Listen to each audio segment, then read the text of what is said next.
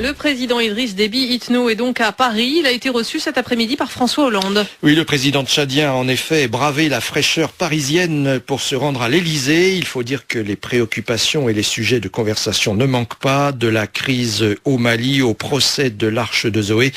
Et Boniface Vignon, vous étiez vous-même à l'Elysée cet après-midi. Roulement de tambour et musique de la garde républicaine.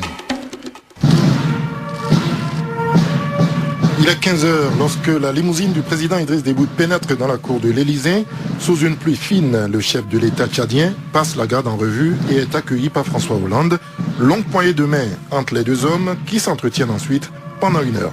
Dès sa sortie, le chef de l'État tchadien a dénoncé la confusion totale qui entoure l'éventuel déploiement d'une force internationale au nord du Mali. Il ne s'agit pas aujourd'hui de poser est-ce que le Tchad va envoyer des troupes ou bien non. Mais il faudra aussi que les Maliens nous disent ce qu'ils veulent. La CEDEAO nous dise quelle démarche, quelle feuille de route. Il y a une confusion totale. Vous avez suivi la déclaration du secrétaire général des Nations Unies qui a exclu l'option militaire.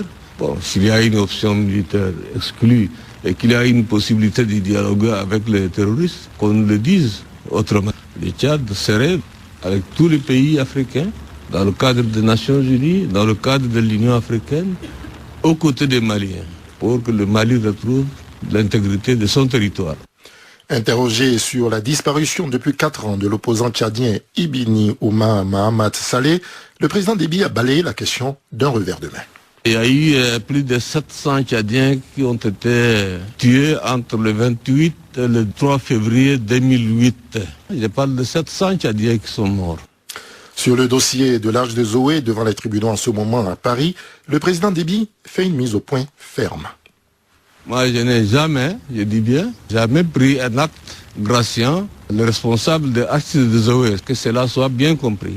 Nous avons un accord juridique avec la France. Ils ont été condamnés et j'ai respecté l'accord juridique. Les enleveurs des enfants ont été libérés sans nous demander. C'est une violation de l'accord. Je ne l'ai jamais dit, mais aujourd'hui je le dis que c'est une violation de l'accord. En principe, les enleveurs des enfants doivent non seulement faire la prison en France, mais doivent aussi payer les 6 millions d'euros d'indemnisation des enfants. La visite du numéro 1 tchadien se poursuit demain avec un déjeuner au MEDEF avec des acteurs de l'organisation patronale française. Merci Boniface Vignon, et vous l'évoquiez, cette affaire de l'Arche de Zoé. Le procès français s'est ouvert à Paris lundi en l'absence, Bernard, des 2 principaux accusés. 3e jour de procès ce mercredi pour l'ONG dite humanitaire qui avait tenté en 2007 d'exfiltrer en France 103 enfants présentés comme des orphelins du Darfour. Le tribunal correctionnel de Paris devait commencer aujourd'hui à entendre les prévenus. Charlotte Hydrac, vous êtes sur place au tribunal. Bonsoir Charlotte. Bonsoir.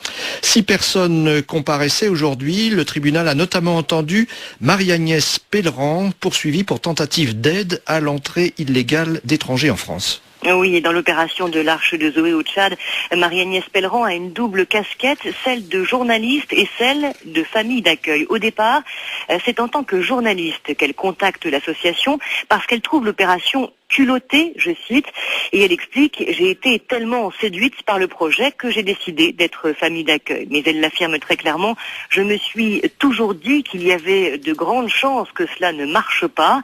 Et au fur et à mesure, des doutes apparaissent sur le terrain. Marie-Agnès Pelleran, brune, cheveux courts, les bras croisés, raconte notamment qu'un jour, Émilie Lelouch, qui était chargée d'identifier les enfants, lui demande de revérifier une fratrie. Il y a 3 frères. L'aîné lui dit d'abord qu'ils ont perdu leur père et leur mère.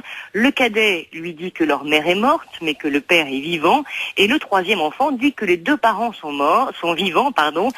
Ça a bugué, résume Marie-Agnès Pelleran. La présidente du tribunal lui demande alors « Mais pourquoi, malgré ces doutes, êtes-vous allé jusqu'au bout ?»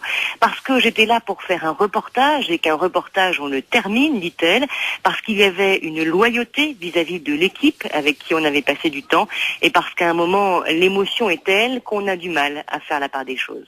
Charlotte Hydrac en direct.